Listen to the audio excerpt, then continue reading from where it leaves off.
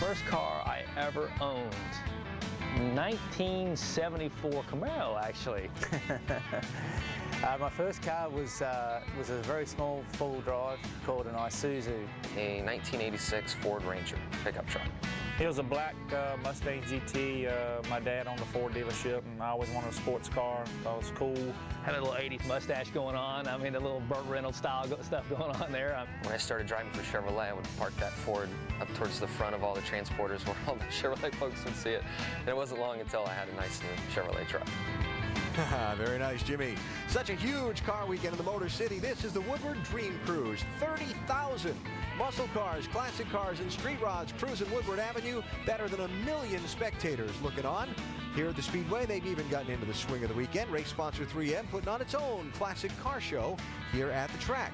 Elliott Sadler's hoping his car is a classic today. He starts third, Dave Burns. And Alan, it's a lot different than the hot rod he talked about in that piece, but it's very, very fast. Same car he ran at Indy. And I understand your sponsor, Stanley's, put just a little more pressure on you to win this weekend? Yeah, this has been an unbelievable week for me and my family and everybody at Gillette Evernham Motorsports. Stanley Tools, along with Ace Hardware, putting up $1 million to the Children's Miracle Network if we're able to win the race today. So never raced for that much money of charity or any kind, so a little pressure on us. But we feel like we got a good car. We qualified good, so we're going to start the race in a good position, got a good pit selection.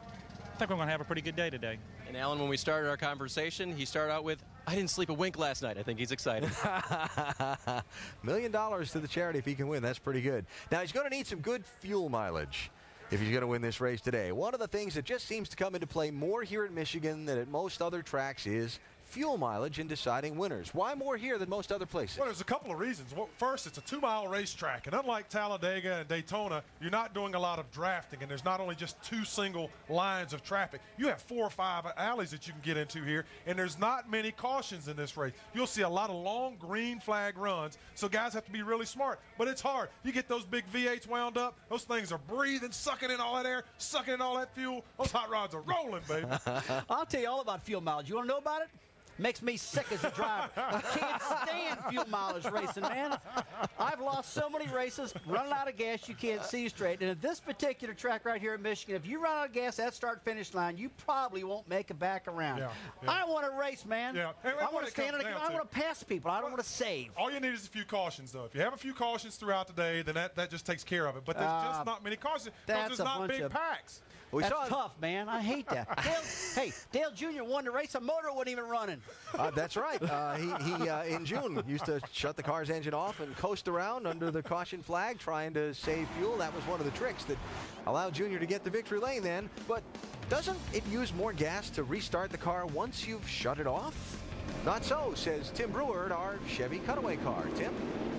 You're right, Alan. Earnhardt, he pulled off a pretty cagey move here in Michigan to save that fuel to win the race. What he did, folks, when under caution, he would actually reach over, push the clutch in, knock the thing out of gear, turn the ignition switch off.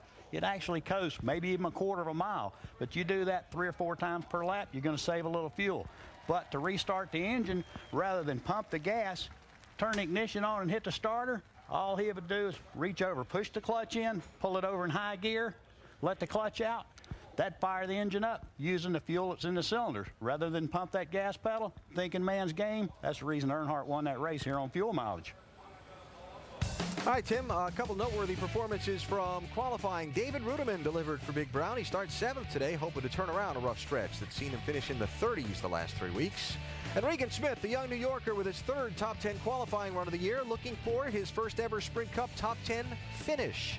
Will it come today? NASCAR countdown continues from Michigan in a minute. You ever had one of them brain freezes? Fine. That looks like one of them joints.